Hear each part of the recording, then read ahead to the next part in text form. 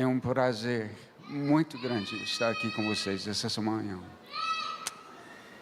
Estamos sentindo em casa com vocês. Só falta os nossos filhos e os nossos netos para acompanharem, né?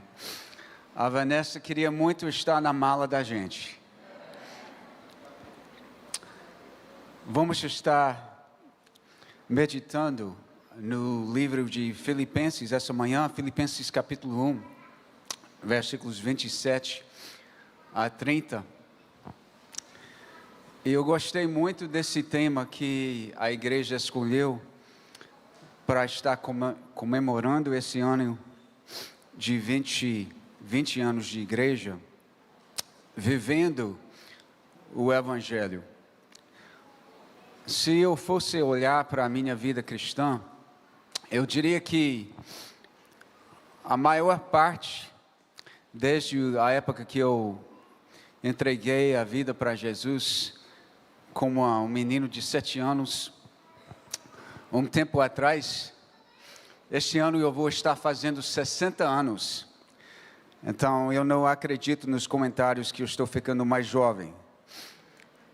Mas, ao longo dessa jornada cristã, eu podia dizer que a maior parte, eu pensava assim a respeito do Evangelho. Que o Evangelho era algo que eu colocava a minha confiança para poder estar dentro da fé cristã, para poder um dia ir para o céu. E o resto da vida, então, eu deixaria o Evangelho em relação a mim para tentar, então, viver o que Deus queria que eu vivesse. E o Evangelho, então, como crente, servia mais para as pessoas que estavam de fora da igreja. E eu confesso que eu passei quase 4 décadas, infelizmente, da minha vida cristã, pensando assim a respeito do Evangelho, que era algo só para iniciar a jornada cristã, é algo que a gente então ia levar para as pessoas de fora, mas era só uma entrada para a vida cristã.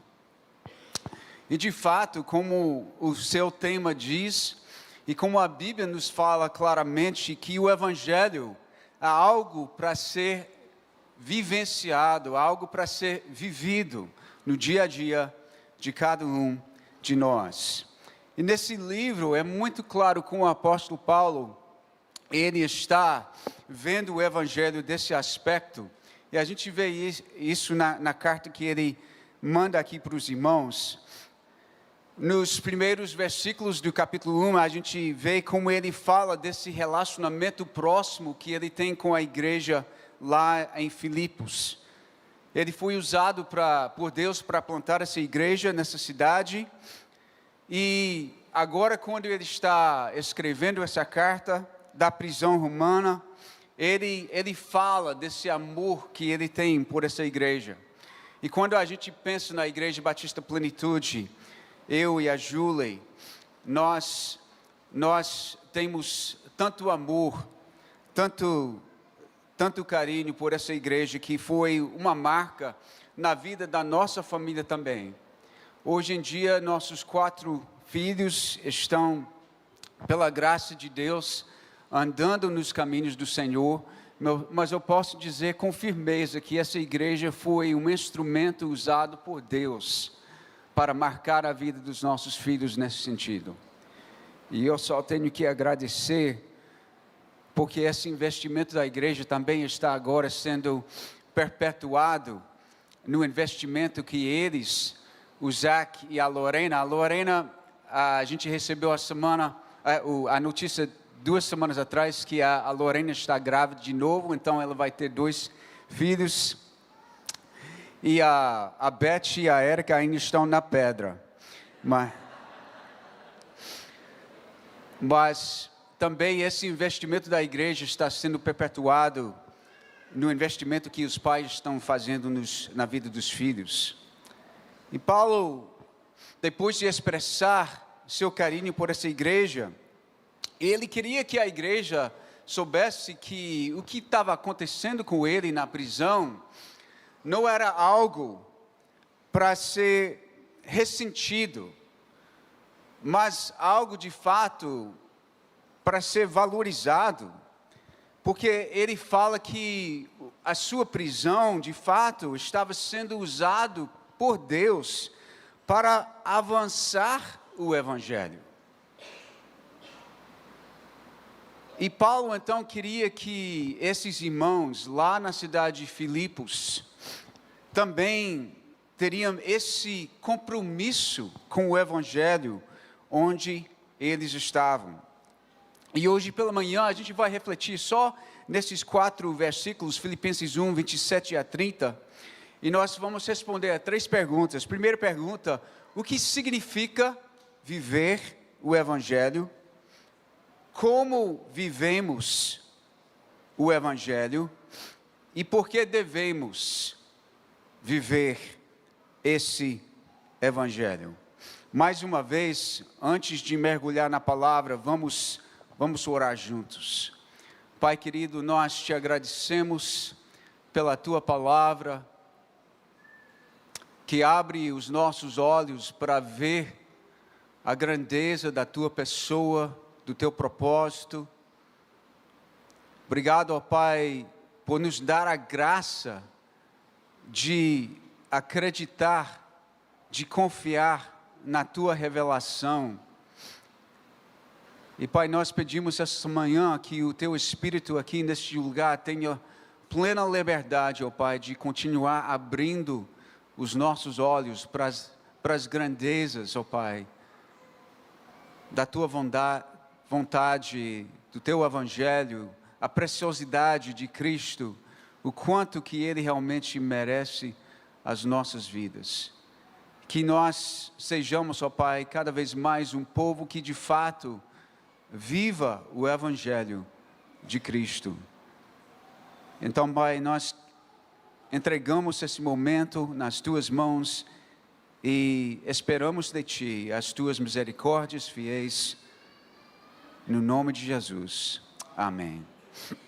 O que significa viver o Evangelho? Veja comigo, versículo 27 do capítulo 1, e Paulo fala essa frase. Ele fala, e eu estou lendo da versão Almeida, a versão Almeida, século 21, ele fala assim: somente portai-vos de modo digno do Evangelho de Cristo. 2 palavras para nos ajudar a entender o que é viver o Evangelho. A primeira palavra é essa: prioridade. Viver o Evangelho significa que o Evangelho tem prioridade. Ele começa o versículo aqui, somente, e no original, esse é a primeira palavra que quer dizer que é enfático, que a prioridade é o que Paulo vai dizer aqui. Para o seguidor de Jesus, o Evangelho não é uma coisa entre muitas outras. É a coisa, é central, é o mais importante, é prioridade. Não é algo que a igreja pensa e faz só no domingo, mas algo que a igreja também leva para segunda-feira pela manhã. Se o Evangelho não é prioridade, ele vai ficar perdido entre tantas outras distrações na vida.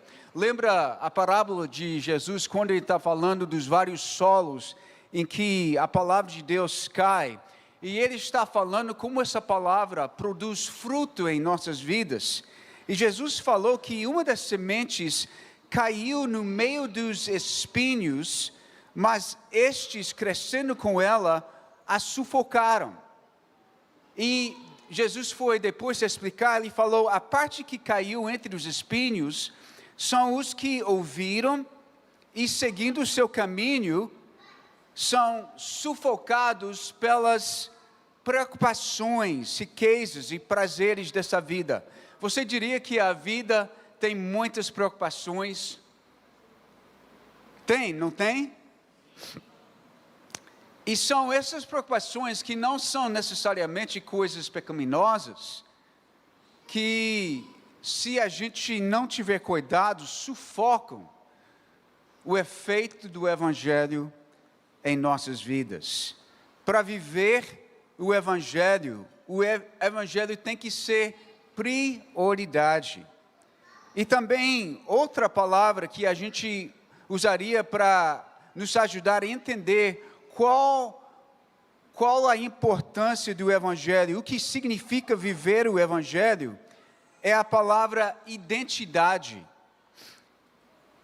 O Evangelho tem que ser prioridade e o Evangelho deve ser a base da nossa identidade. Quem eu sou? Quando vivemos o Evangelho, é o Evangelho que forma essa identidade. Veja o que ele fala aqui. Somente portai-vos, e essa frase é traduzida, de fato é uma palavra só no original, é traduzido de várias formas, em várias traduções. Vivei, procurem viver, devem conduzir-se. E é interessante que a nova versão internacional fala assim: exerçam a sua cidadania.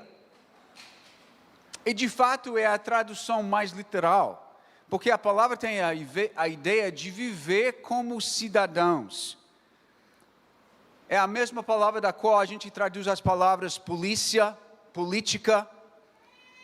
Quer dizer, tem a ver com a forma de um morador de uma determinada cidade, mora naquela cidade, vive naquela cidade de acordo com as leis e costumes daquela cidade.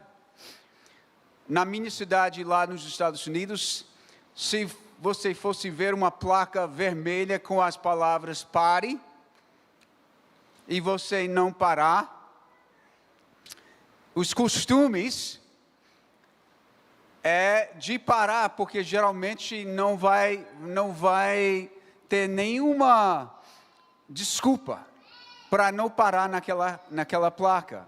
Agora, aqui no Brasil, você pode chegar aqui em São Luís, pode chegar naquela placa, e o costume é, se você achar que não vai bater em alguém, é de não parar.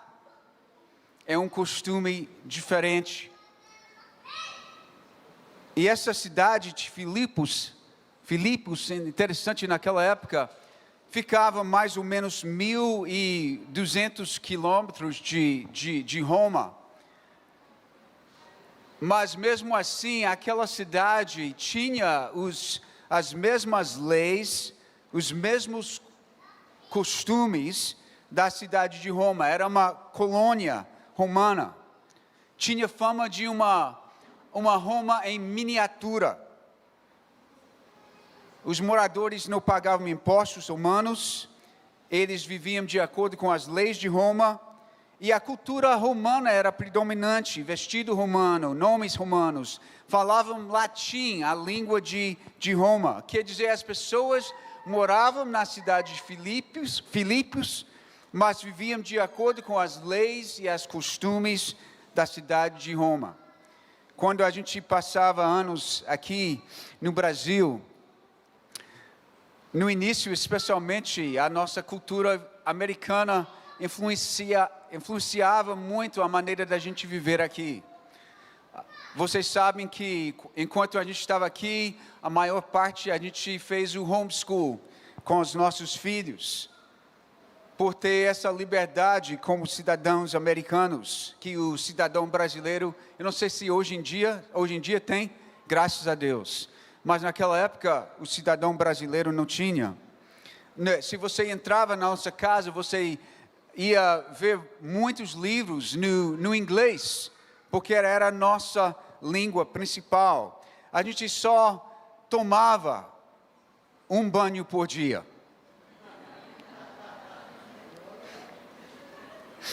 E por isso muitas pessoas evitavam a gente. A pontualidade era algo muito forte, especialmente no início. Eu me lembro, a gente arrumando todos os 4 filhos bem bonitinhos, levando para uma festa marcada às 7 horas.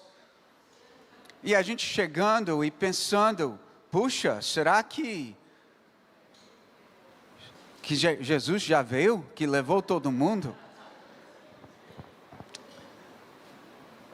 Os feriados, mesmo aqui no Brasil, a gente celebrava 4 de julho, dia de ação de graças, porque estávamos morando aqui, mas a gente tinha uma cidadania num outro local. E Paulo está dizendo para essa igreja, não é onde você está inserido nesse mundo que deve determinar a sua identidade de igreja. Não são os valores do nosso mundo, mas os valores do reino. Paulo fala em Filipenses 3, 19 a 20, eles se preocupam só com as coisas terrenas, mas a nossa pátria está no céu, de onde também aguardamos um Salvador, o Senhor Jesus Cristo. Portai-vos de modo digno do Evangelho de Cristo, ou seja, a pessoa de Cristo, quem Ele é que pesa mais em nossas vidas. Há uma versão popular do Evangelho que diz que Deus me criou para obedecê-lo, todos nós erramos e escolhemos o nosso próprio caminho, Jesus veio e morreu para me perdoar o meu pecado, e se eu confessar meu pecado, posso ir para o céu um dia e acabou o Evangelho. Mas o Evangelho inclui isso. É importante isso, mas não é só isso. Naquela época, a palavra Evangelho era usado para fazer homenagem ao imperador. De fato, alguns imperadores se chamavam, se consideravam deuses. César chamava-se filho de Deus. E tinha em várias inscrições daquela época, quando ia fazer homenagem ao imperador, usava essa palavra evangelho. Marcos diz isso, e dizendo, completou-se o tempo, e o reino de Deus está próximo, arrependei-vos e crede no Evangelho. Paulo fala em Romanos 1, Paulo, servo de Jesus Cristo, chamado para ser apóstolo, separado para o Evangelho de Cristo, de Deus, e ele vai falando que ele antes havia prometido pelos seus profetas nas Santas Escrituras, acerca de seu filho que humanamente nasceu da descendência de Davi, e com poder foi declarado Filho de Deus, segundo o Espírito de Santidade, pela ressurreição dentre os mortos, Jesus Cristo, nosso Senhor. O que é então o Evangelho de Cristo? O Evangelho não tem a ver principalmente comigo, com aquilo que eu recebo de Deus. O Evangelho tem a ver principalmente com Cristo, com aquilo que Ele é, com aquilo que Ele faz. O estudioso N.T. Wright, ele tem, de alguns escritos dele, tem surgido algumas controvérsias, porque coloca um foco, principalmente no reino de Cristo, que distrai da obra redentora dele que ele fez. E essa obra redentora é indispensável. Mas, mesmo assim, a gente não pode descartar o fato de que também Cristo permanece como rei.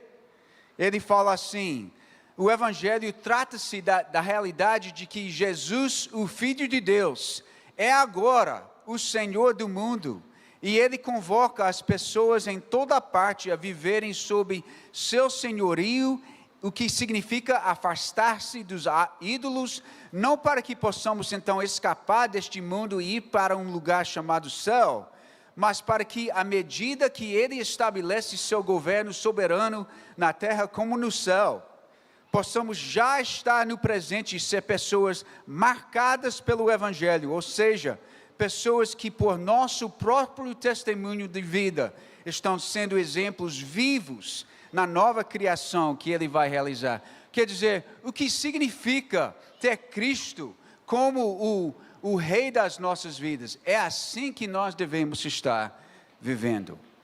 Essa é a nossa prioridade, essa é a nossa identidade de mostrar o valor de Cristo como o Senhor das nossas vidas. Como é que vivemos esse Evangelho? Veja o que ele continua falando em versículo 27. Quer que eu vá e vos veja, quer esteja ausente, ouça acerca de vós que permaneceis firmes num só espírito, combatendo juntos com uma só alma, pela fé do Evangelho. O Evangelho, quando vivemos, é nossa prioridade, é algo que forma a nossa identidade. E também a gente veio para viver esse Evangelho, eu vou te dar mais duas palavras, a palavra cooperação e a palavra coragem. O Evangelho exige cooperação de nós. E observe aqui no texto, essa cooperação entre nós não depende demais de alguma liderança. Que eu vá e vos veja, que ele esteja ausente, ouça acerca de vós. Quer dizer, Paulo tinha uma influência muito grande nessa igreja, sem dúvida. Mas esse viver do Evangelho não dependia de Paulo.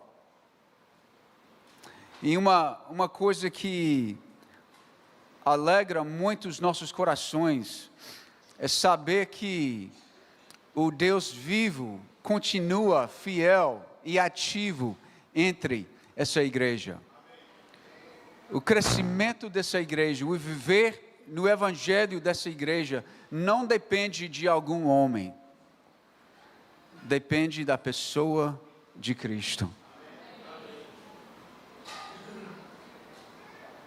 E essa cooperação a gente vê, é algo que possibilita perseverança. Essa frase que Paulo usa aqui, que permaneceis firmes, é um termo militar. Foi usado quando soldados decidiram que não iam deixar seus postos, que independentemente de quão severa a batalha, eles iam continuar lutando.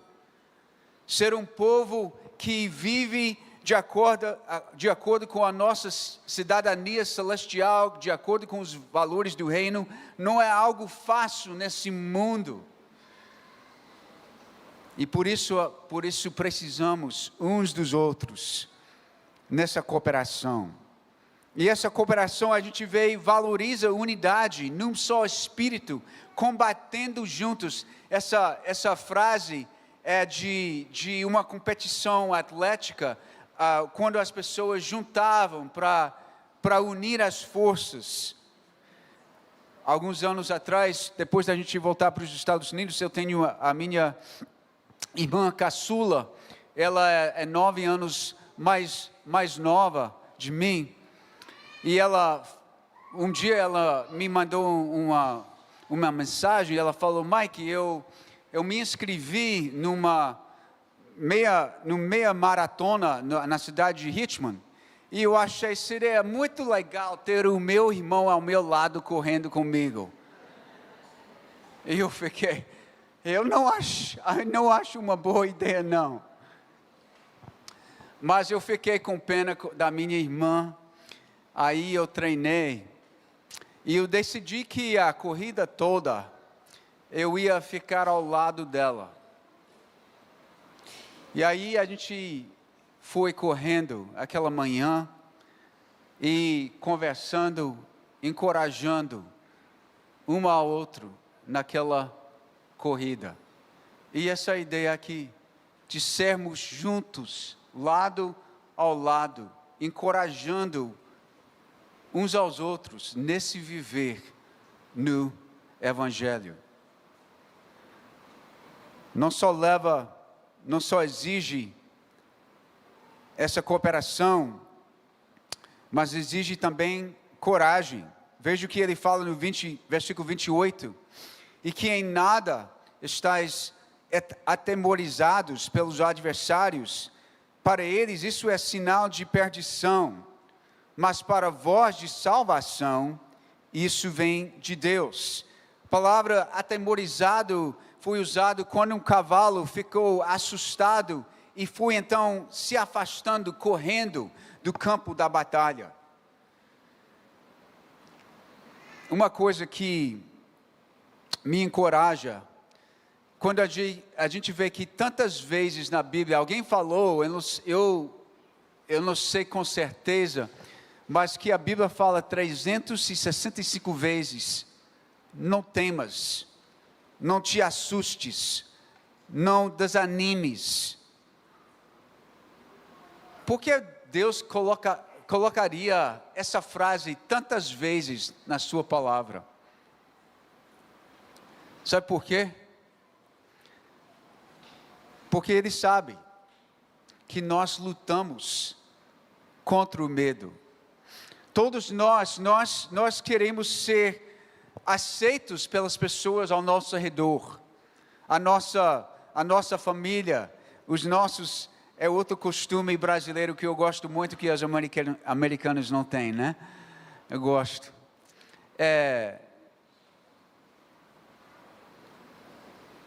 A gente gosta de ser aceito por essas pessoas, os nossos amigos, os nossos familiares, os nossos vizinhos. Mas às vezes, quando nós vivemos os valores do reino, quando Cristo de fato é supremo em nossas vidas, as nossas vidas chocam com as pessoas ao nosso redor, não com intenção de machucar ou de ofender, mas há algo que às vezes acontece. E para ter uma vida que destaca assim, que prioriza Cristo acima de todos, isso realmente exige coragem. E Paulo fala que essa coragem é sinal de perdição para eles, mas para vós, de salvação, isso vem de Deus. Quer dizer, aqueles que se apõem ao Evangelho de Cristo, aqueles que não veem o valor de Cristo, que se entregam para outros valores, quando a gente vive de uma forma que prioriza o Evangelho ao ponto de até sofrer, isso mostra o quanto Cristo é real em nossas vidas, e mostra o quanto que sem Ele,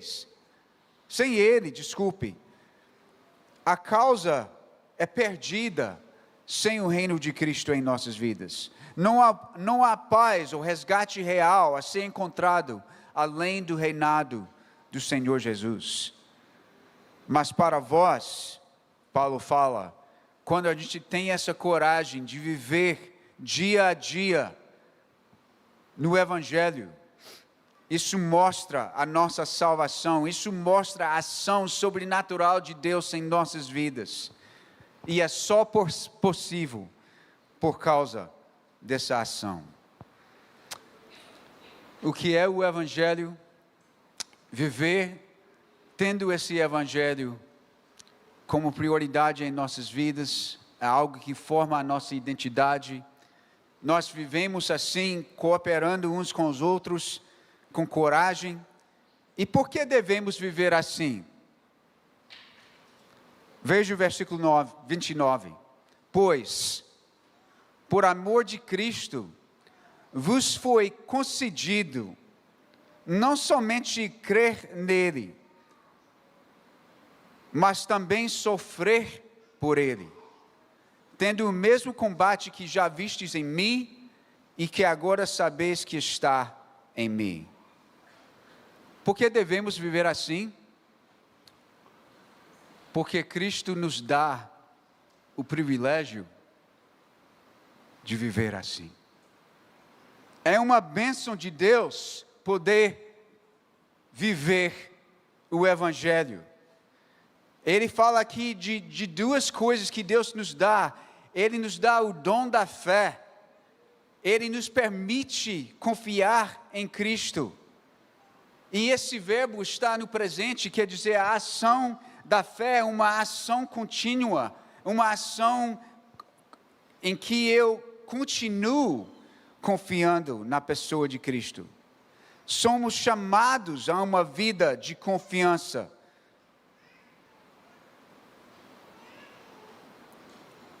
Mas também, ele fala aqui, palavras difíceis. É uma dádiva também sofrer em nome de Cristo. Isso é tão contra a nossa cultura, né? Um pastor, Brian Bill, ele fala assim: tudo chega até nós por meio do filtro da fidelidade de Deus. Tudo. E nós vemos isso várias vezes no Novo Testamento, essa questão do sofrimento e como isso faz parte. Mas por que Deus diria que o sofrimento também é dádiva no viver do Evangelho? Charles Simeon falou assim: quando sofremos por Ele, esse testemunho é muito mais claro e inequívoco. Declaramos então que Ele é merecedor de tudo e que podemos fazer por Ele. O alvo não é o nosso conforto. O alvo não é só de ter um espaçozinho lá no céu um dia. O alvo é de mostrar a glória e o valor do nosso Rei Supremo, o Rei do Universo. E o sofrimento é uma dádiva do Senhor, como para Paulo aqui, nesses primeiros versículos. Ele está falando para esses irmãos, não é para os irmãos terem tristeza por causa da minha prisão, mas Deus está usando isso para mostrar o seu valor até lá, entre aquela guarda romana. Em 2004, uma mulher americana, Karen Watson, estava morando em Mosul, Iraque, né? E ela estava sentada no banco de trás de um veículo, e ela com alguns colegas estavam indo para uma área naquela cidade para ver a possibilidade de colocar um projeto que ia providenciar água para os moradores daquele projeto. E chegaram atrás do veículo dela, um outro veículo com homens armados que dispararam armas na parte de trás do veículo da Karen, e ela foi atingida nas costas e logo morreu. Um ano antes dela fazer esse projeto missionário, dia 7 de março de 2003, ela havia escrito uma carta, e no envelope ela colocou as palavras: só abre em caso de morte.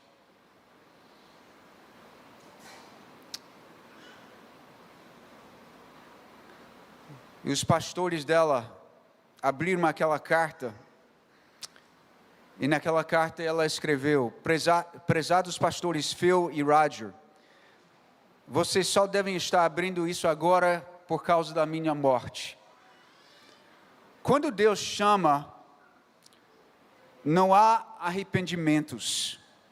Eu não fui chamado para um lugar, eu fui chamado a Ele.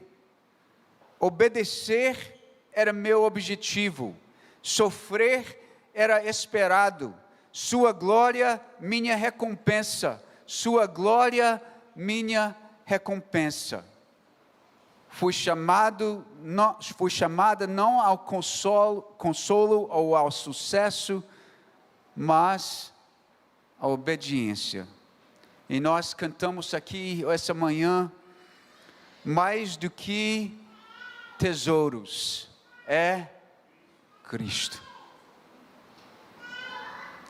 O que significa viver o Evangelho, irmãos? É que o reino de Deus, o valor de Cristo, é que tem prioridade em nossas vidas. É isso que forma a nossa identidade, não os valores do mundo ao nosso redor, mas os valores do reino de Cristo. Como é que conseguimos viver assim? Cooperando uns com os outros, com coragem. E por quê? Porque nós recebemos o privilégio desse rei, tão misericordioso, tão fiel, tão gracioso, tão grande. O privilégio não só de confiar nele, mas de até pelas circunstâncias mais difíceis da vida, de mostrar nesses vasos de barro a grandeza desse nosso Rei Jesus. 3 perguntas para encerrar esse momento. Eu queria que você fizesse essas perguntas para você mesmo como reflexão. Primeira pergunta: como estamos, como igreja, dando credibilidade ao valor de Cristo acima de todos? Onde está a minha prioridade e identidade? Não só no domingo, mas na segunda-feira pela manhã.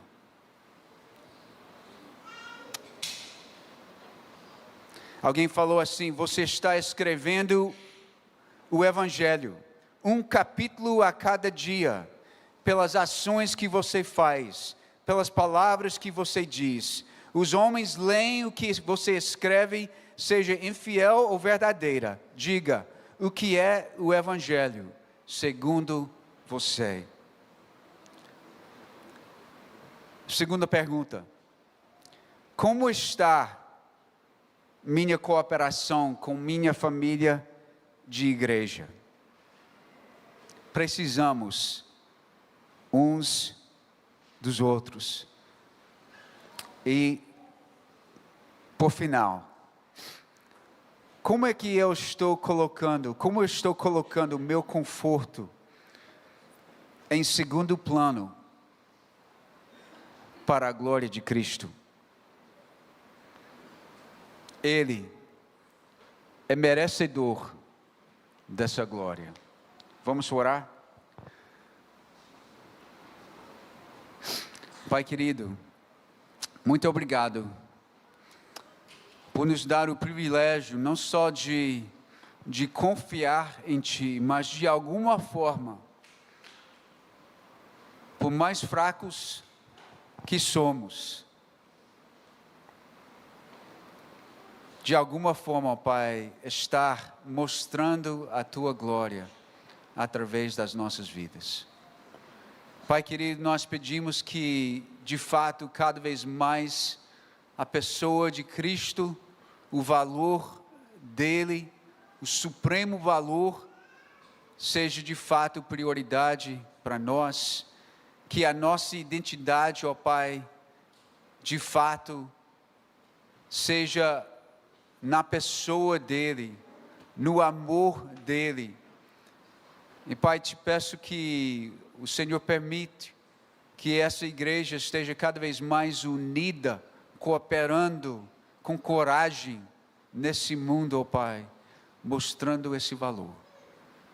E que a Tua glória, de fato, seja dada a Ti, pela Tua igreja, da forma que o Senhor merece. Obrigado, ó Pai, nós Te agradecemos, nós Te louvamos, porque de fato, o Teu é o reino, o louvor e a glória para sempre. No nome do nosso Jesus. Amém.